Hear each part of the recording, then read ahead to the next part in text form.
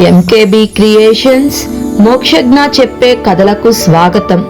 ఈరోజు మనం చెప్పుకోబోయే కథ ఎద్దనపూడి సులోచన రాణి గారు రచించిన ఈ తరం కథ 7వ భాగం. హేమ, నేను నీకో మంచి వార్త తెచ్చాను, చెబితే ఏమిస్తావ్ అంది మాధురి. నేను నీకేమివ్వగలను? నిస్సహాయంగా చూసింది. జీవితాంతం నా ప్రాణ స్నేహితురాలిగా అలాగే ఉండిపోతానని వాగ్దానం చెయ్యి. ఊరికే స్నేహితురాలిగా ఉండిపోవడమేనా?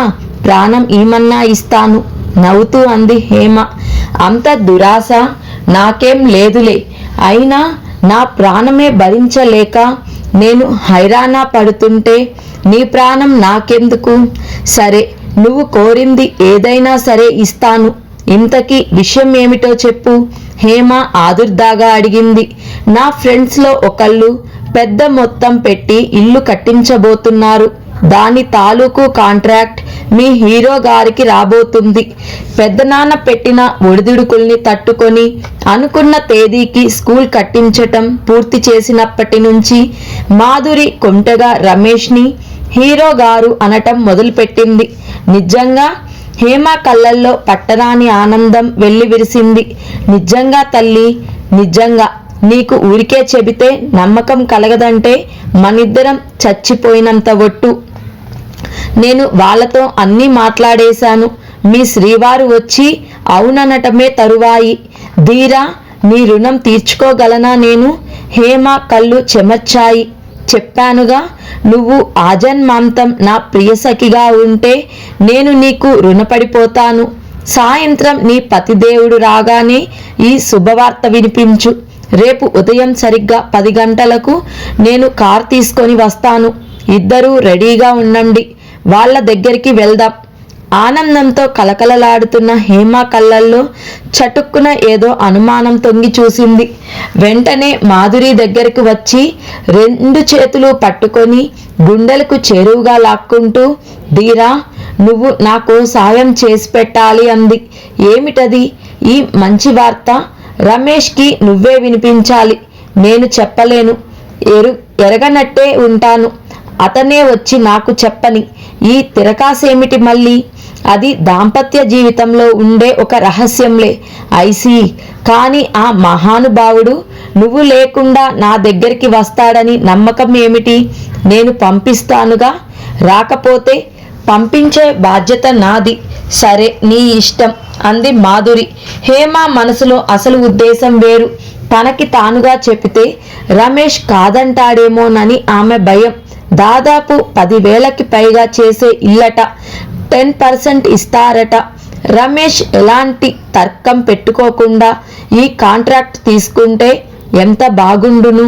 దరిద్రపు సుడిగుండంలో చిక్కుకొని గిరగిరా తిరుగుతున్న సంసార నౌక మునిగిపోకుండా బయటపడటానికి ఎంత మంచి అవకాశం. భగవంతుడు దయతలచబట్టే ఇది చేతికి అందటానికి సిద్ధమవుతుంది. రమేష్ మూర్ఖంగా కాదంటే కేవలం దురదృష్టం అనుకోవాలి. హేమ కాలుగాలిన పిల్లిలా ఇంట్లో ఒక చోట నిలబడలేనట్లుగా అటూ ఇటూ తిరుగుతూ 1000 కళ్ళతో భర్త రాక కోసం ఎదురు చూడసాగింది. ఇంట్లో ప్రస్తుతం డబ్బుకి ఇబ్బంది లేకపోయినా అతను ఉద్యోగం కోసం వేట మానలేదు. ఇప్పటికి మనకి ఉంది కదా, ఉద్యోగం గురించి అంత కంగారు దేనికి అని హేమ అంటే, నీకు తెలియదు హేమ, కూర్చొని తింటూ ఉంటే ఆ కాస్త డబ్బు ఎన్నాళ్ళు వస్తుంది అనేశాడు. ఇంటి పట్టున ఒక్క క్షణం ఉండటం లేదు. రాత్రిళ్ళు మనశ్శాంతిగా కంటి నిండా నిద్రపోవటం లేదు. అతని ప్రవర్తన వాలకం చూస్తుంటే ఆకలి గొన్న పులిలా ఉంటుంది. సాయంత్రం అవుతుండగా రమేష్ ఇంటికి వచ్చాడు. ఎండలో తిరిగి తిరిగి వాడిపోయిన ముఖంతో వచ్చిన అతన్ని చూడగానే హేమకి ఎలాగో అనిపించింది. పెళ్ళైన కొత్తలో అతను ఎంత హుషారుగా ఉండేవాడు. ముఖంలో ఎంత విశ్వాసం, ఎంత ఆనందం కనిపించేవి. రోజు రోజుకి క్రమంగా అవి హరించుకుపోతున్నాయి. అప్పుడప్పుడు అతని చూపులు పరధ్యానంగా కటకటల మధ్య బంధింపబడిన దెబ్బతిన్న సింహం చూపుల్లా ఉండటం హేమ గమనిస్తూనే ఉంది. ఇంటికి రాగానే అతనికి మంచినీళ్లు తెచ్చి ఇస్తున్న హేమకి ఆ క్షణంలో మాధురి చెప్పిన శుభవార్త చెప్పేయాలని ఎంతగానో అనిపించింది. కానీ ఎలాగో బలవంతం మీద నిగ్రహించుకుంది. ఏమైంది వెళ్ళిన పని? రోజు అడిగినట్టు అడిగింది. ఎక్కడో ఏదో ఖాళీ ఉందని తెలియటం, ఆ వార్త వినగానే ఆశగా పరిగెత్తటం, అది అప్పటికే పూర్తి అయిందనో అలాంటి ఖాళీలు మా దగ్గర లేవనో జవాబు వినటం. ఆ సమాధానం వినగానే దాహం గొన్న మనిషి తాను ఆశపడి పరిగెత్తినది నీళ్లు కావని, ఎండమావి అని తెలిసినప్పటికీ బాధ పొందటం ఇది నిత్యకృత్యం అయిపోయింది. పరపతి లేకుండా, డబ్బు లంచం పెట్టకుండా సామాన్యుడికి ఉద్యోగం దొరకటం అసంభవం అనే చేదు నిజం బలవంతంగా జీర్ణించుకోవటం తప్పనిసరి అవుతుంది. ఖాళీ లేదన్నారా? హేమ మళ్ళీ అడిగింది. కానీ రోజులా ఆ కంఠంలో నిరాశ ప్రతిధ్వనించలేదు. నువ్వు నాతో ఈ జీవితం అంటే భయం పడి మీ అన్నయ్య దగ్గరికి పారిపోయే వరకు నాకు ఉద్యోగం దొరకదు. గ్లాస్ తిరిగి ఇస్తూ నవ్వుతూ అన్నాడతను. ఆ నవ్వులో స్పష్టంగా కనిపిస్తున్న ఓటమికి హేమ మనసు కళ్ళదిప్పినట్లు అయింది. మాధురి ఎందుకో నిన్ను అర్జెంటుగా రమ్మంది అంది. ఎందుకట? అతని కంఠంలో ఏమాత్రం ఆసక్తి లేదు. ఏమో చెప్పలేదు. నువ్వు అడగలేదా? హేమ లేదన్నట్టు తల తిప్పింది. అది స్నేహితురాలు కనిపిస్తే చాలు, ఇంకేం గుర్తుండదు. రమ్మన్నమని చెబితే కనీసం ఎందుకు అని అడగాలనే విషయం కూడా జ్ఞాపకం రానంత కబుర్లన్నమాట. నేను అడిగాను, తనే చెప్పలేదు. నీకు చెప్పిన తర్వాతనే చెబుతుందంట నాకు.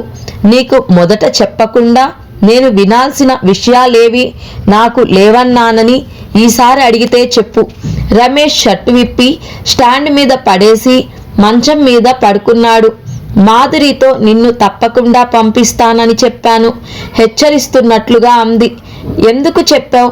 ఆవిడ కబురు చేయగానే పరిగెత్తటానికి నేనేం ఆవిడ జీతం తీసుకునే నౌకర్ని అనుకున్నావా? నువ్విలా మాట్లాడతావని అనుకోలేదు. చాలా అర్జెంట్. అవన్నీ అంత అవసరమైతే ఆవిడే వస్తుంది. హేమకి కోపం వచ్చింది. అబ్బబ్బా, నువ్వెప్పుడూ ఇంతే. ప్రతి చిన్న విషయం సాగలాగి తర్కంలోకి దింపితే గాని నీకు బాగుండదు. మాధురి మనం మంచి కోరే మనిషి. నువ్వు వెళితే తప్పేముంది? నిన్ను తప్పకుండా పంపిస్తానని చెప్పాను. ఇష్టమైతే వెళ్ళు, లేకపోతే మానే. నువ్వు వెళ్ళకపోతే భార్య మాటంటే భర్తకి అంత లక్ష్యం కాబోలు అనుకొని ఊరుకుంటుంది. అంతేగా, దానివల్ల నీకు వచ్చే నష్టం ఏం లేదు. రమేష్ క్షణం సేపు విసుగ్గా ఉన్నా హేమ ముఖం వైపు తదేకంగా చూశాడు. అతని చూపులు వాడిగా ఉన్నాయి. వెంటనే చటుక్కున లేచి టవల్ తీసుకొని బాత్రూంలోకి వెళ్ళాడు. హేమ వంటి ఇంట్లోకి వచ్చింది. ఈ మనిషిని అర్థం చేసుకోవటం ఎలా? ఒక్కొక్కసారి నీ కనుసన్నుల దాటను అన్నట్టు ప్రవర్తిస్తాడు. ఇంకొకసారి నీ మాటలు నాకు లెక్కేమిటి అన్నట్టు తిరస్కారంగా చూస్తాడు. అబ్బా, మాధురి చెప్పిన ఆ కాంట్రాక్ట్ ఒప్పేసుకుంటే బాగుండును. ఆర్థిక స్థితి కాస్త చక్కబడితే ఈ చికాకులన్నీ తగ్గుతాయి. రమేష్ ముఖము కాళ్ళు చేతులు కడుక్కొని యువతలకి వచ్చాడు. హేమ కాఫీ కలిపి తీసుకువచ్చింది. మెడ మీద తడిని టవల్తో అద్దుకుంటూ వచ్చిన అతను హేమాని చూడనట్టే వెళ్ళి స్టాండ్ మీద పడేసిన షర్ట్ తీసుకొని వేసుకోసాగాడు. ఇదిగో కాఫీ అంది. షర్ట్ గుండీలు పెట్టుకోవటం పూర్తి చేసిన అతను వినిపించనట్టుగానే వెళ్ళి గబగబా చెప్పులు వేసుకోసాగాడు. రమేష్, నిన్నే. ఇదిగో కాఫీ. హేమ హెచ్చరించింది. వినిపించింది. నువ్వు తాగు, నాకు అవసరం లేదు అనేసి వెళ్ళిపోయాడు. హేమ క్షణం సేపు అలాగే నిలబడిపోయింది. రమేష్ మాధురి ఇంటికి వచ్చేసరికి ఇల్లు హడావిడిగా ఉంది. బేబమ్మ గారు లోపలున్నారు. కూర్చోండి, పిలుస్తాను అని కుర్చీ చూపించి లోపలికి వెళ్ళాడు నౌకర్. రమేష్ కూర్చున్నాడు. ఆ గది, అందులో అమర్చిన వస్తువులు ఆడంబరంగా ఉన్నాయి. గోడల మీద అర్ధనగ్నంగా ఉన్న ఒక అమ్మాయి ఫోటో ఉంది. ఆ ఫోటోని తదేకంగా చూస్తున్నట్టు ఎదురుగా గాంధీజీ తైలవర్ణ చిత్రం ఉంది. రమేష్ ఆ రెండింటిని చూడగానే నవ్వు వచ్చింది. మాధురికి చీరల మీద నగల మీద ఉన్న శ్రద్ధ ఇంటి అలంకరణ మీద లేదని అతను ఈ ఇంట్లో అడుగుపెట్టిన మొదటి నాడే గ్రహించాడు. లోపల దూరంగా మాధురి గదిలో నుంచి పకపకమని నవ్వులు కేరింతలు వినిపిస్తున్నాయి. రమేష్ జేబులో నిండి సిగరెట్ పెట్టె తీసుకున్నాడు. కొన్ని సమయాల్లో సిగరెట్ ఏదో విచిత్రమైన శక్తిని ప్రసాదించినట్లు ఉంటుంది. నౌకర్ లోపలికి వెళ్ళిన వెంటనే మాధురి పరుగులాంటి నడకతో రమేష్ కూర్చున్న గదిలోకి వచ్చింది. అరే, మీరు వచ్చారా? రారనే అనుకున్నాను సుమా. హేమ నన్ను పూర్తిగా ఓడించింది అంది. సిగరెట్ వెలిగించుకోబోతున్న అతను ఆ ప్రయత్నం ఆపేసి అగ్గిపుల్ల ఆర్పి టీపాయ్ మీద ఉన్న యాస్ట్రేలో పడేశాడు. పర్వాలేదు, కాల్చండి, ఐ డోంట్ మైండ్, మాధురి కూర్చుంటూ అంది. మళ్ళీ లోపల నుంచి కిలకిలా నవ్వులు వినిపించాయి. సారీ, మిమ్మల్ని డిస్టర్బ్ చేసినట్టున్నాను. నో, నేను ఇప్పుడే వస్తాను. మీరు కాఫీ తీసుకుంటారా, టీయా? ఏమీ వద్దు, హేమ ఇప్పుడే ఇచ్చింది, తాగి వస్తున్నాను. మీ ఇంటి నుంచి మా ఇంటికి రావాలంటే కనీసం అరగంటైనా పడుతుంది. పోనీ షర్బత్ తీసుకోండి. ప్లీజ్ వద్దు, ప్లీజ్, భయపడకండి, అందులో నేనేం మత్తుమందు కలపను. మాధురి కొంటెగా చూసి లోపలికి పరిగెత్తింది. రమేష్ టీపాయ్ మీద ఉన్న పుస్తకం తీసుకొని పేజీలు తిరగవేయసాగాడు. తనని చూడగానే మాధురి పొందిన ఆశ్చర్యం అతనికి ఏమిటోగా ఉంది. రానని అనుకుందా? ఓడిపోయానని అంటుందేమిటి? హేమ లేకుండా మాధురితో ఒంటరిగా మాట్లాడటం అతనికి ఇదే మొదటిసారి. కిలకిలా నవ్వులు చటుక్కున దగ్గరైనాయి. రమేష్ కళ్ళెత్తి చూసేసరికి అరడజన్ మంది ఆడపిల్లలు రంగురంగు దుస్తులతో రకరకాల పరిమళాలతో అతని ముందు నుంచి వెళ్ళిపోయారు. 10 నిమిషాల అనంతరం మాధురి ట్రేలో షర్బత్ గ్లాసులు పెట్టి తెచ్చింది. మీరు తీసుకోక తప్పదు అంది. మీ ఫ్రెండ్స్ వెళ్ళిపోయినట్టున్నారే. మా కోతులు అనండి, నేనే పంపించేశాను. తీసుకోండి షర్బత్. చల్లటి పానీయం తాగుతూ తీయటి కబురు విందురు గాని. నేను మీకో మంచి మాట చెబుతాను, మీరు నాకేం ఇస్తారు? మాధురి కవ్వింపుగా అంది. బీదవాళ్ళం, మీకేం ఇవ్వగలం మేము? రమేష్ మాధురి కవ్వింపు గుర్తించినట్టే మాట్లాడాడు. గొప్పవాళ్ళైతే ఇవ్వగలమంటారా? మీకంటే గొప్పవాళ్ళం ఎప్పటికీ కాలేం. చెప్పండి, ఏమిటది? మీకు మరో కాంట్రాక్ట్ రాబోతుంది. 60,000 రూపాయల ఖరీదు చేసే బిల్డింగ్. మాటలన్నీ పూర్తి అయినాయి. మీరు సంతకం పెట్టి ఒప్పుకోవటమే తరువాయి. ఆయన కాస్త చాదస్తుడు లేండి. ప్రతి చిన్నదానికి వ్రాతపూర్వకంగా హామీ కావాలంటాడు. రమేష్ నిటారుగా అయ్యాడు. మాధురి తన ధోరణిలో చెప్పుకుపోతుంది. కానీ ఒక్క షరతు, నేను మీకు ఇది ఇప్పించాలంటే మీరు నాకు ఒక వాగ్దానం చేయాలి. ఏమిటది? అప్పటికే అతని మనసులో 1,00,000 అనుమానాలు, 1,00,000 ప్రశ్నలు పిల్ల చేపలా ఎగిరి పడుతున్నాయి. తనకి తానుగా ఎంత ప్రయత్నించినా ఏ చిన్న అవకాశము రాలేదు. మళ్ళీ మాధురి ద్వారానే ఒప్పుకోవటమా, మానటమా? ఒప్పుకోవటానికి అతనికి రోషం, వద్దనటానికి హేమ విసుగు నిండిన ముఖం. అప్పుడే యుద్ధం ప్రారంభించినాయి. మీరు నా మాటలు వింటున్నారా? పరధ్యాసనలో పడి అతన్ని మాధురి రెట్టించింది. అన్నాడతను వెంటనే. ఈ రోజుల్లో లంచం పెట్టందే ఎవరు పని చేయరు. మీరు నాకు లంచం ఇవ్వాలి. ఏమిటది? నేను మీ బొమ్మ గీసేందుకు మీరు నాకు సిట్టింగ్స్ ఇవ్వాలి. అతను అప్రయత్నంగా చురుగ్గా చూశాడు. మీరు నా స్వార్థం అనండి, ఇంకేదన్నా అనండి, నాకు మీ బొమ్మ గీయాలని చాలా ఇంట్రెస్ట్గా ఉంది. ఉత్సాహం కలిగిన ఏ పని అయినా చెయ్యకపోతే నాకు పిచ్చెక్కినట్టుగా ఉంటుంది. మీరు ఈ విషయంలో నాకు చాలా రోజుల నుంచి పిచ్చెక్కించారు. మాధురికి కావాలని మాట్లాడుతున్న ఈ ధోరణిని అతని అంతర్యం ఇట్టే పసిగట్టింది. ఇలా చనువుగా మాట్లాడటం మాధురి స్వభావమా, లేక నన్ను పరీక్ష చేస్తుందా అన్న మీమాంసలో పడ్డాడతను. ఈ బొమ్మ గీయడం అనేది నా ఒక్కదాన్ని స్వార్థమే కాదు. నిజం చెప్పాలంటే ఆ రోజున పోలీస్ వాళ్ళకి మిమ్మల్ని ఎప్పుడు కావాలంటే అప్పుడు హాజరుపరుస్తానని హామీ వ్రాసి ఇచ్చాను. అది కూడా సగం కారణం ఈ రూపంగా అయితే మీరు నాకు అప్పుడప్పుడు తప్పనిసరిగా కనిపిస్తూ ఉంటారు. మీకు అలాంటి అనుమానం ఏమీ వద్దు. నేను కావాలంటే రోజు ఒకసారి ఏదో ఒక సమయంలో వచ్చి మీ దగ్గర హాజరు వేయించుకొని వెళ్తాను. అతని మాటలు పదునుగా వచ్చాయి. థ్యాంక్ యూ, కానీ ఇది లోకం కదా, ఊరుకుంటుందా? రోజు మీరు మా ఇంటికి వస్తే ఉసిగొల్పిన కుక్కల్లా నా మీద నుండి కరవదు? అతనికి ఆగ్రహం కలిగింది. ఏమిటి అసలు ఈ అమ్మాయి ఉద్దేశం? స్పష్టంగా చెప్పదేం? నేను మీ చిత్రం గీస్తానన్నాను, మీరు నాకు సిట్టింగ్స్ ఇస్తానని వాగ్దానం చేశారు. అవి ఎప్పుడో నేనిప్పుడే చెప్పను. నాకు కావలసినప్పుడు అడుగుతాను, మీరు ఒప్పుకోవాలి. అప్పుడు నాకు కుదరకపోతే, తీరిక చిక్కకపోతే ఆ మాత్రం అర్థం చేసుకోలేని మూర్ఖురాలినేం కాదు. నేనేమీ అనుకోను. రేపు ఉదయం నేను కార్ తీసుకొని వస్తాను. మీరు హేమ రెడీగా ఉండండి, వాళ్ళ దగ్గరికి తీసుకువెళ్తాను, సరేనా? రమేష్ సరే అనలేదు. వెళ్ళటానికి లేచాడు. ఇంకో మాట, మీ బొమ్మ గీసే విషయం మీరు హేమాకి చెప్పవద్దు. నేను సడన్గా చూపించి సర్ప్రైజ్ చేస్తాను. ఇది మన రహస్యం. అతను కంపరంగా చూశాడు.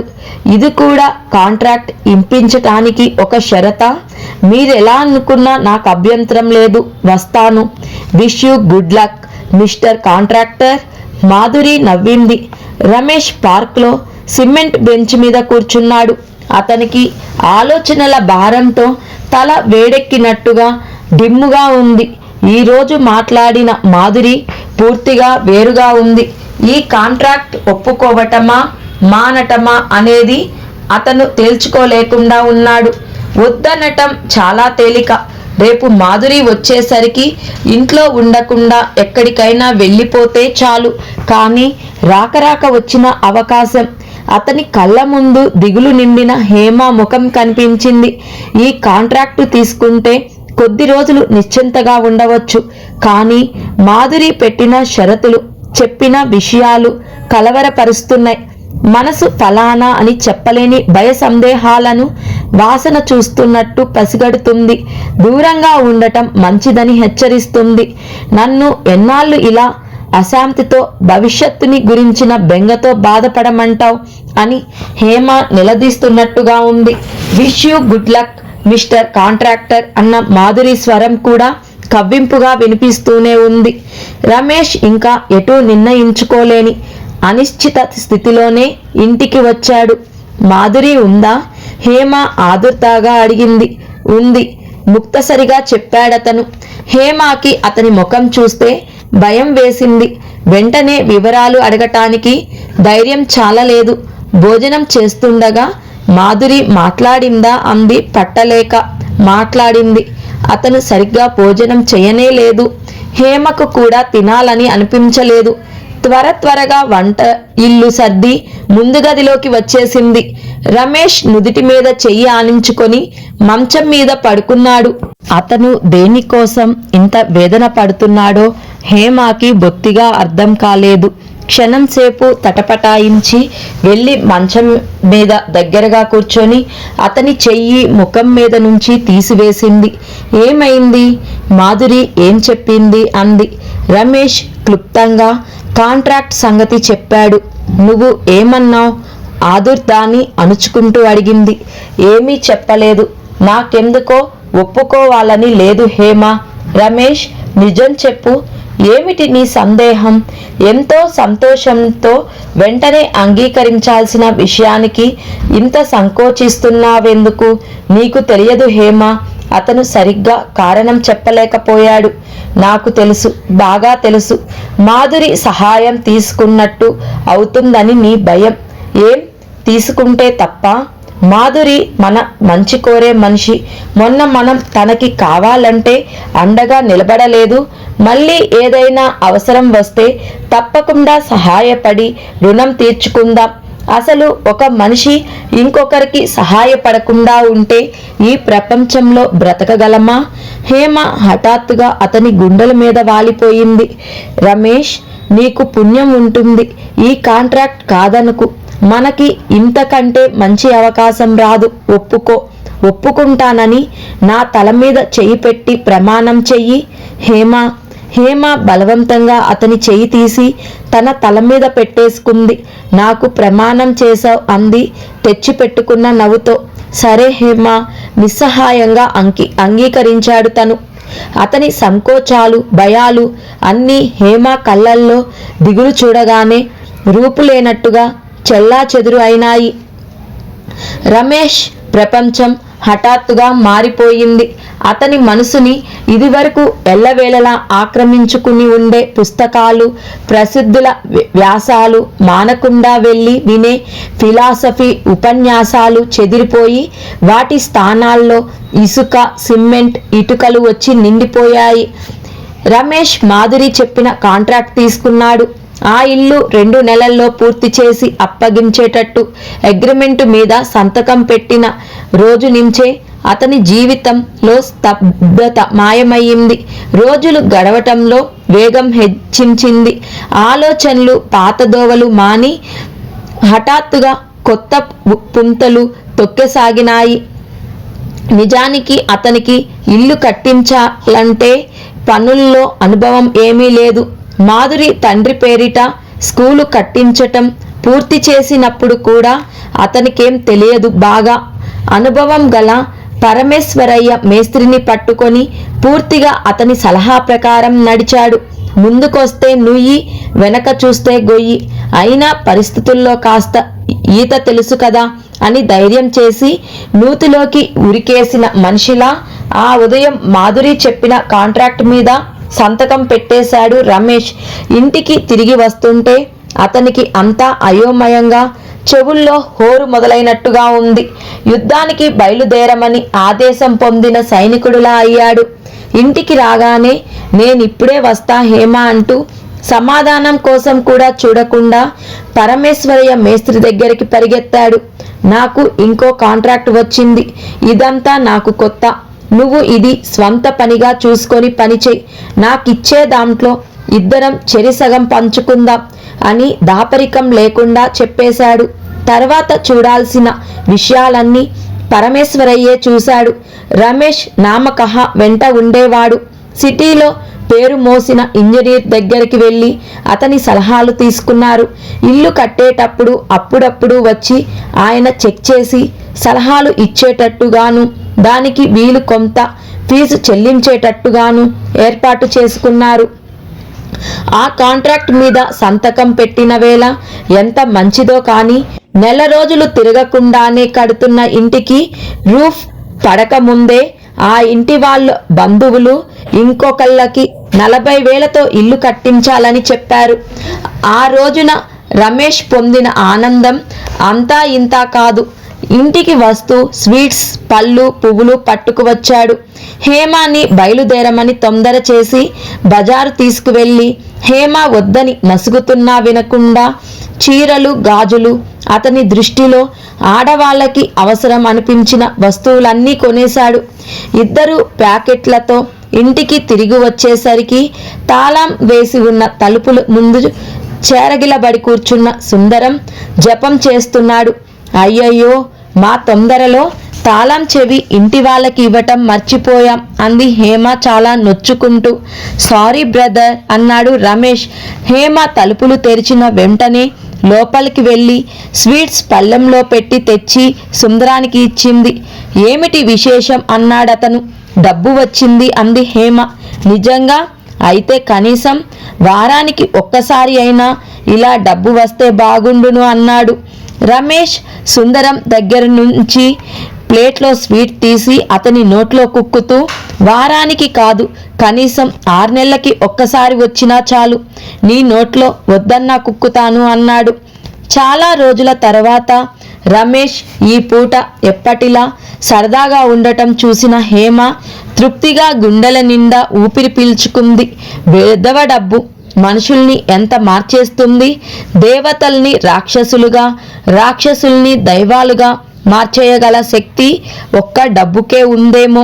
సుందరం భోజనం చేసి వెళ్ళిపోయిన తరువాత రమేష్ హేమాని నీలం చుక్కలున్న తెల్లచీర కట్టుకొని చూపించమన్నాడు. ఇప్పుడా? రేపు కట్టుకుంటానుగా అంది హేమ. ఇప్పుడే కట్టుకోవాలి అన్నాడతను. హేమ కట్టుకొని వచ్చింది. వంట ఇంట్లోకి వెళ్ళి కొత్త చీర కట్టుకొని వచ్చిన హేమ సరాసరి రమేష్ దగ్గరికి రాలేదు. దేవుడి పటం ముందుకు వెళ్ళి నిలబడి కళ్ళు మూసుకొని చేతులు జోడించింది. ఆ జోడించటంలో ఒక్క నిమిషం నిశ్చలంగా నిలబడిపోయింది. దీపాలు వెలుగుతున్న ఆ దేవుడి ఫోటో ముందు కొత్త చీరతో తలలో పువ్వులతో బొమ్మల కళ్ళు మూసుకొని నమస్కరించబడిన హేమా రూపం రమేష్ మనసులో చిత్రంగా ఎప్పటికీ మరవలేనంతగా ముద్రితమైంది. చాలా అన్యాయం సుమా అన్నాడతను. ఏమిటి? హేమ తల తిప్పి చూసింది. చీర కొని ఇచ్చింది నేనైతే దేవుడికా నీ కృతజ్ఞతలు? దేవుడి దయ ఉంది కాబట్టే ఈరోజు నీ చేతికి డబ్బు వచ్చింది. ఈ చీర నాకు దక్కింది. హేమ నవ్వుతూ అతని ముందుకు వచ్చి నిలబడింది. బాగుందా అంది. చెప్పలేనంత. రమేష్ హేమాని దగ్గరికి తీసుకున్నాడు. అయ్యయ్యో, నా కొత్త చీర నలిగిపోతుంది. హేమ గుని ఈసింది కానీ రమేష్ వినలేదు. రమేష్ కట్టటానికి ఒప్పుకున్న 2 ఇళ్ళు పూర్తయినాయి. అవి పూర్తి అవుతుండగానే చిన్న చిన్నవి మరికొన్ని కాంట్రాక్టులు అతని చేతికి వచ్చినాయి. సంవత్సరం తిరిగేసరికి అతను ఆర్థికంగా బాగా స్థిరపడిపోయాడు. ఇప్పుడు అతనికి క్షణం తీరిక లేదు. వేళకి తిండి లేదు. కాలంతో పాటు పోటీ పడి పరిగెత్తటం అతని దినచర్యగా అయిపోయింది. హేమకి చాలా సంతృప్తిగా ఆనందంగా ఉంది. ఇంటిలో కుర్చీలు బీరువా వచ్చి చేరటంతో ముందు గది కాలు పెట్టే సందు లేకుండా ఇరుకుగా అయిపోయింది. రమేష్ వేరే ఇల్లు చూస్తానన్నాడు. హేమ ఒప్పుకోలేదు. కాస్తో కూస్తో డబ్బు మిగిలితే దాచుకోకుండా నాశనం చేయవద్దు అంది. రమేష్ అప్పటికి అంగీకరించినట్టే నటించాడు. 2 నెలలు తిరగకుండానే పక్క వీధిలో కొత్త ఇల్లు ఒకటి ఖాళీ అయితే దానికి అడ్వాన్స్ ఇచ్చేసి వచ్చాడు. ఏమిటి? నెలకి 200 రూపాయలు అద్దా? నీకేమైనా మతిపోయిందా? మనమేమైనా నవాబులం అనుకుంటున్నావా? 4 రూపాయలు కళ్ళకు కనిపిస్తే దులిపే వరకు నీకు నిద్ర పట్టదనుకుంటా అంటూ హేమ గయ్యన లేచింది. రమేష్ కిమ్మనమనకుండా ఆ మాటలన్నీ భరించాడు. రమేష్ వేరే ఇంట్లోకి వెళ్తున్నాడని వినగానే సుందరం, అయితే నాకు హోటల్ భోజనమే ప్రాప్తి అన్నమాట అన్నాడు. అని ఎవరన్నారు? నువ్వు కూడా మాతో రావాల్సిందే. నీ సంసారం చక్కబడి నీ భార్యని తెచ్చుకునే వరకు నువ్వు మా ఇంట్లో సభ్యుడివే అంది హేమ. ఆ తర్వాత మాత్రం మనతో ఎందుకుండకూడదు? ఆ అమ్మాయిని మన ఇంటికే కాపురానికి తెస్తే సరి అన్నాడు రమేష్ నవ్వుతూ. సుందరం కళ్ళు చెమర్చాయి. రమేష్ వాళ్ళ ఆర్థిక బాధలు తీరినందుకు అతనికి కూడా ఎంతో సంతోషంగా ఉంది.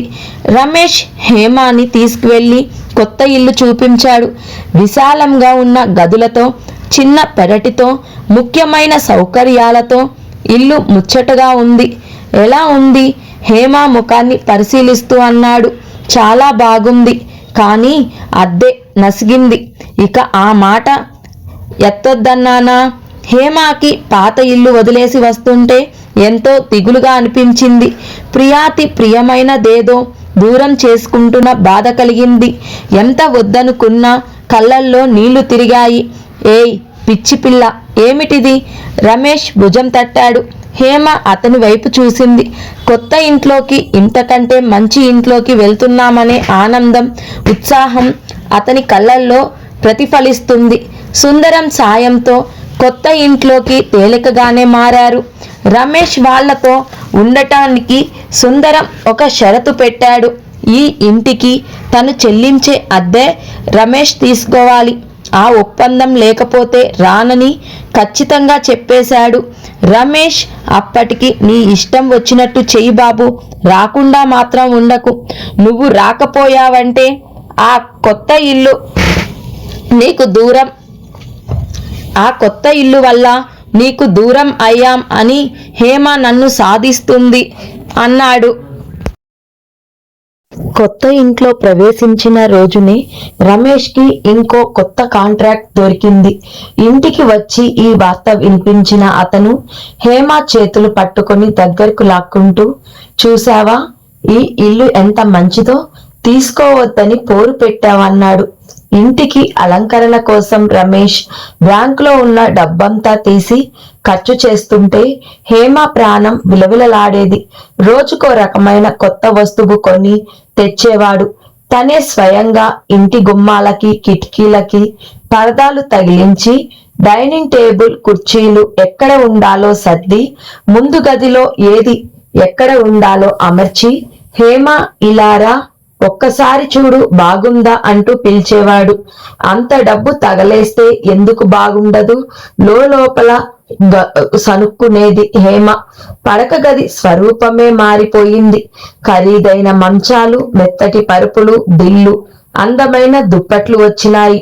సుందరం ఇచ్చిన మంచం బాగానే ఉందిగా, ఉన్న సామానే మళ్ళీ కొనడం దేనికి అంటూ నిలదీసింది హేమ.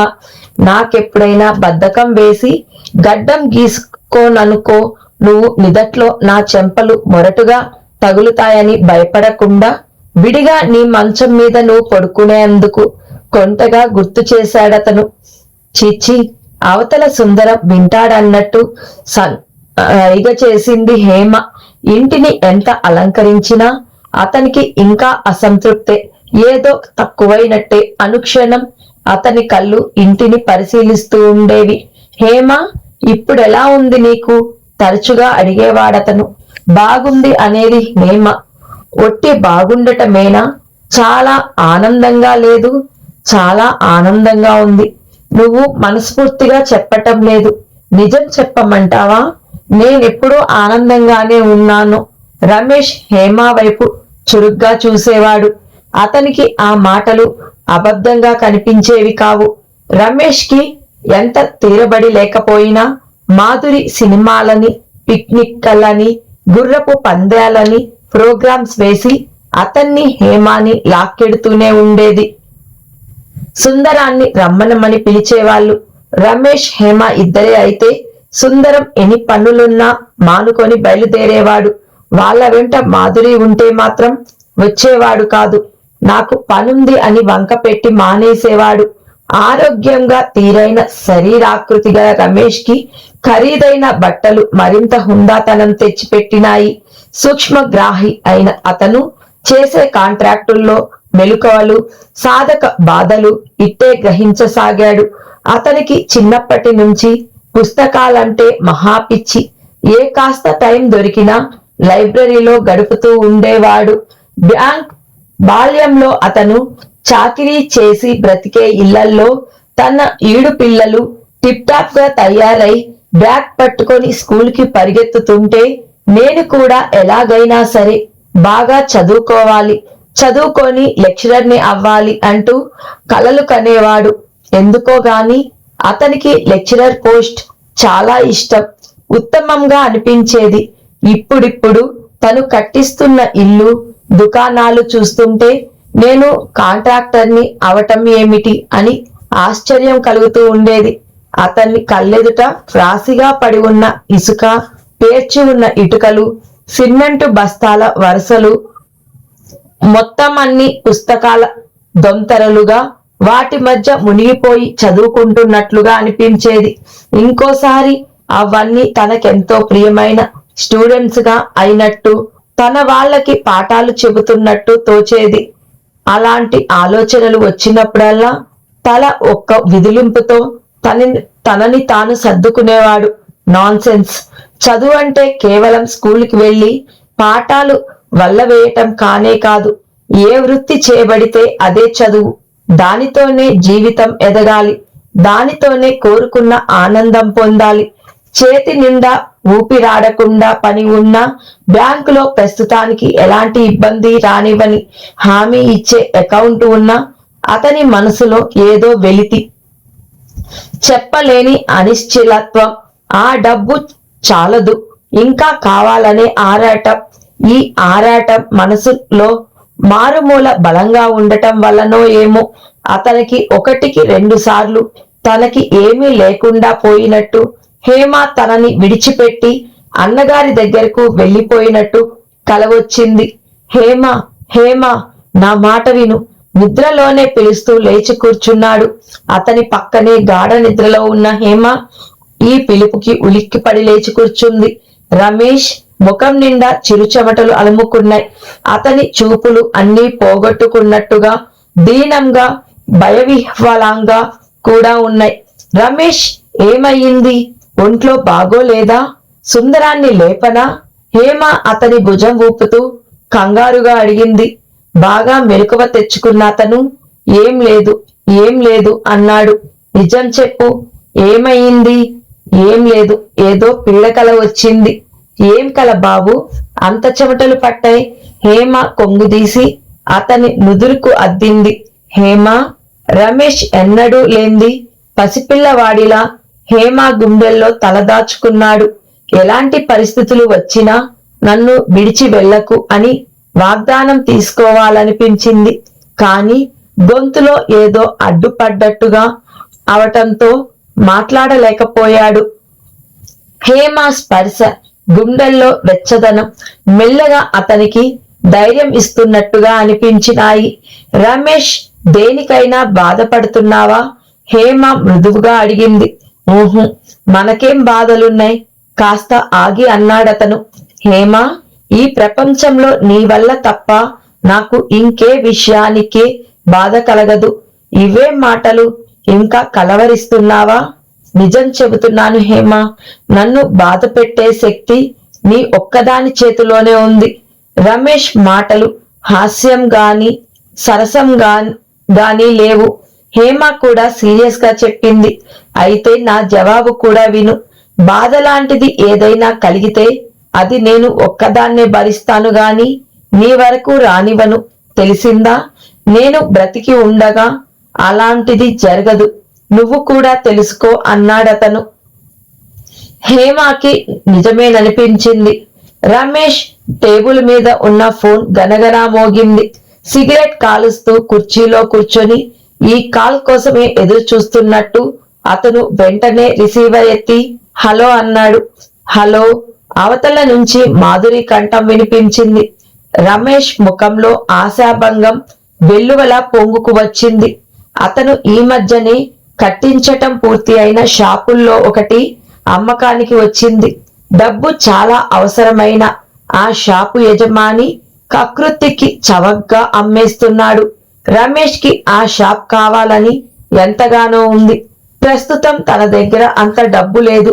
ఉదయం మార్వాడి దగ్గరికి వెళితే అతను తప్పకుండా అప్పు ఇస్తానని చెప్పాడు. షాప్ కొనేస్తే దాని మీద వచ్చే అద్దె వడ్డీగా చెల్లించవచ్చు.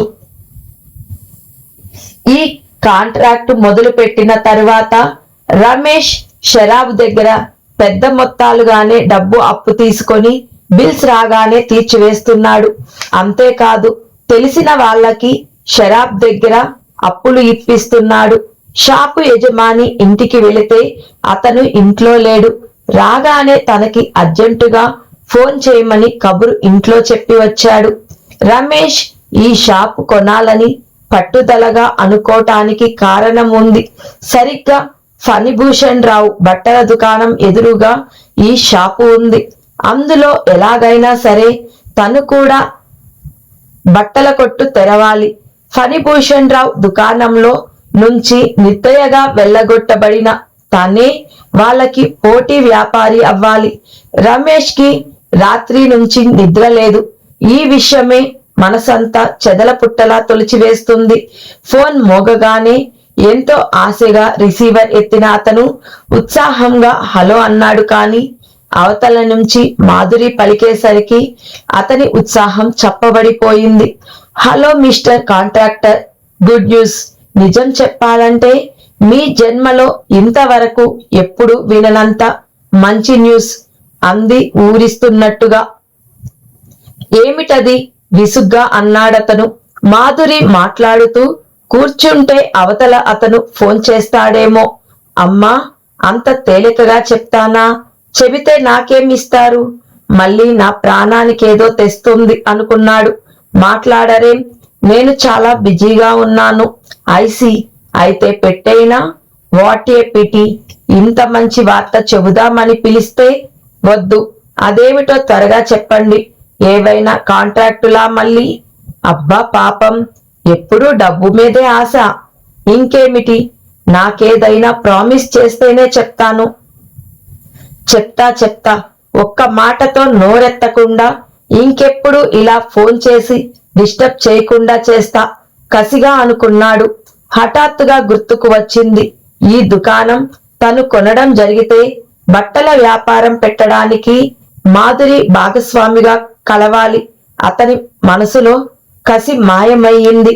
ఏమిటో చెప్పరాదు, నన్ను సస్పెన్స్ తో ఏడిపించక లాలనగా అన్నాడు. అబ్బే, అదేం కుదరదు. మీరు నాకేదైనా ఇవ్వాల్సిందే. మాధురి మాటలతో ఎందుకిలా కవ్విస్తుందో అతనికి అర్థం కావడం లేదు. పేదవాడిని ఇంకా ఏదేదో అనబోయాడు. చాలించండి అంటే ఇంకా గొప్పవాడివి అవ్వాలనే ఆశ ఉందన్నమాట. ఆశ ఉన్నంత మాత్రాన అవ్వరుగా. నేను విజిటర్స్ ని ఎక్స్పెక్ట్ చేస్తున్నాను. ఏ క్షణంలోనైనా రావచ్చు. మీదే ఆలస్యం. త్వరగా ప్రామిస్ చేయండి మరి. సరే, ప్రామిస్. ఏమిటో చెప్పరేం? అంత తీరుబడి లేదిప్పుడు. మీరేది కోరితే అది. ఆడపిల్ల ఆ అమ్మాయికే భయం లేకపోతే మగవాడిని నాకెందుకు జంకు అనుకున్నాడు. సరే, బ్లాక్ ఇంక్ చెక్ ఇచ్చారన్నమాట. Thank you. సరే చెబుతా వినండి. బి రెడీ, వింటున్నాను. Congratulations mister would be father. ఏమిటి? అయ్యో రామా, అర్థం కాలేదా? ఒట్టి ట్యూబ్లైట్ లా ఉన్నారే. మీరు డాడీ కాబోతున్నారు. మీరు మరీ నిటారుగా నడుస్తున్నారట. మిమ్మల్ని వంచేందుకు ఒక బుజ్జి పాపాయి పుట్టబోతున్నాడు. రమేష్ షాక్ తిన్నవాడిలా అయ్యాడు. ధీరా, నిజమా? మై గాడ్, ధీరా అని పిలుస్తున్నావా? అట్లా పిలిచే హక్కు మా సుధకి, హేమాకి తప్ప ఇంకెవరికీ లేదు. ఇంకెప్పుడైనా అలా హద్దు మీరితే I will punish you. Ramesh కి మాధురి మాటలేం వినిపించటం లేదు. ఇది నిజమా? నిజమే అనిపిస్తుంది. చెప్పలేనంత సంభ్రమం, ఆశ్చర్యం, అంతులేని ఆనందం మిళితమైన అత్యంత అపురూపమైన భావంతో ఏదో అతన్ని చుట్టేసి గిరగిరా తిప్పుతుంది. అతను కుర్చీలో నుంచి లేచాడు. అంతలోనే తోట్రుపాటుతో నిలబడ్డలేనట్టు మెల్లగా మళ్ళీ కూలబడ్డాడు. మాధురి, నిజమా? ఆ క్షణంలో మాధురి అక్కడ ఉంటే ఏం చేసేవాడో అతనికే తెలియదు. నిజం సార్, పచ్చి నిజం. హేమ నేను ఇంత క్రితమే లేడీ డాక్టర్ దగ్గరికి వెళ్లి వచ్చాం. హేమకి అనుమానంగా ఉందట. ఆవిడ కన్ఫర్మ్ చేసింది. నేనిప్పుడే హేమాని మీ ఇంటి దగ్గర దించి వస్తున్నాను. వస్తూనే మీకు ఫోన్ చేశాను. థ్యాంక్స్ తీరా. అదిగో మళ్ళీ. Sorry, many thanks Madhuri. Bye. అతను ఫోన్ పెట్టేశాడు. ఫోన్ పెట్టేయగానే అతను తుఫానులా గదిలో నుంచి బయటికి వచ్చేశాడు. రమేష్ ఇంటికి వచ్చేసరికి ఇల్లంతా నిశ్శబ్దంగా ఉంది. అతను లోపలికి వచ్చేసరికి హేమ బట్టలు ఇస్త్రీ చేస్తుంది. రమేష్ గుమ్మంలో ఒక్క నిమిషం అలాగే నిలబడి హేమాని కళ్ళారా చూశాడు.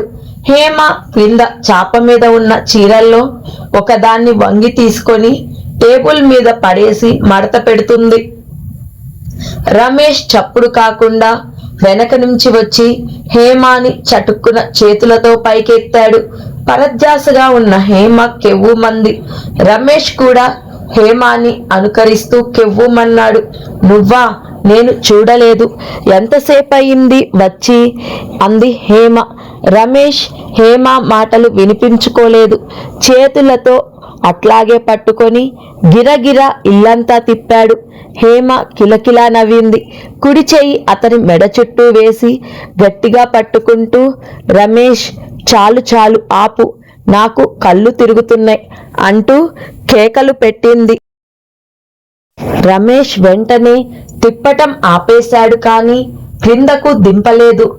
పడక గది గుమ్మానికి ఉన్న పరదా నెట్టుకొని సరాసరి హేమాని తీసుకువచ్చి మంచం మీద పదిలంగా దింపాడు. ఏమిటి విశేషం అంది హేమ. రమేష్ ముఖం ఎన్నడూ చూడని ఆనందంతో గర్వంతో వెలిగిపోతుంది.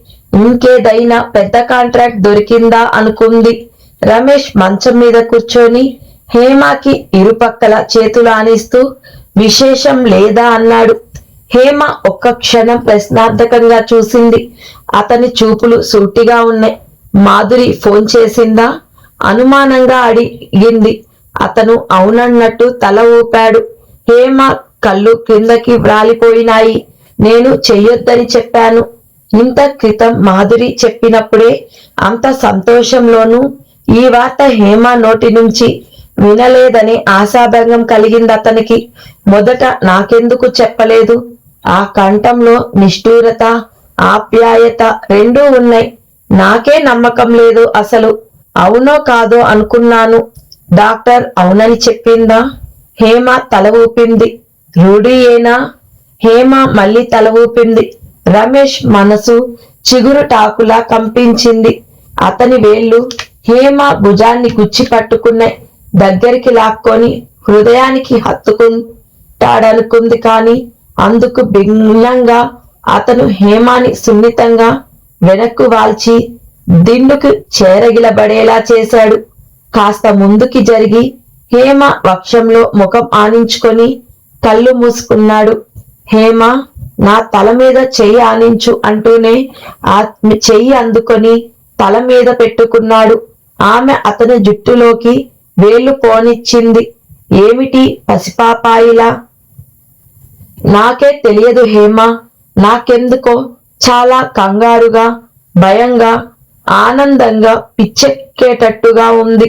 నేను పుట్టినప్పుడు ఎవ్వరూ సంతోషించలేదు. నా జన్మ వృత్తాంతం తిట్లతో, ఏడుపులతో, శాపనార్థాలతో మొదలైందని నీకు తెలుసు. నాకు బుద్ధి తెలిసిన తర్వాత ఏ ఒక్కరూ నాతో ఆత్మీయంగా మాట్లాడలేదు. నా అనేవాళ్ళు నాకు తెలియదు. ఎవరికి చెందకుండా పెరిగిన ఆ భయంకరమైన ఒంటరితనం చెప్పినా అర్థం కాదు. హేమ, నువ్వు నా జీవితంలోకి వచ్చిన తర్వాత నాకు కాస్త నేను మనిషినే అన్న నమ్మకం కలిగింది. ఈరోజు సంపూర్ణంగా నా అనేవాళ్ళు నాకు లభించబోతున్నారంటే నాకు గర్వంగా ఉంది హేమ. ఈ ప్రపంచంలో ఇంతవరకు ఎన్నడూ ఏ తండ్రి పెంచనంత అపురూపంగా ఆ శిశువుని పెంచాలని నా మనసు ఆరాటపడుతుంది. అతని కంఠం ఆవేశంగా, గంభీరంగా, గద్గదికంగా అయ్యింది. ఈ భాగం ఇంతటితో సమాప్తం. తరువాయి భాగంలో కలుసుకుందాం. మీకు ఈ కథ నచ్చినట్లయితే లైక్ చేసి షేర్ చేయండి. సబ్స్క్రైబ్ చేయడం మర్చిపోవద్దు.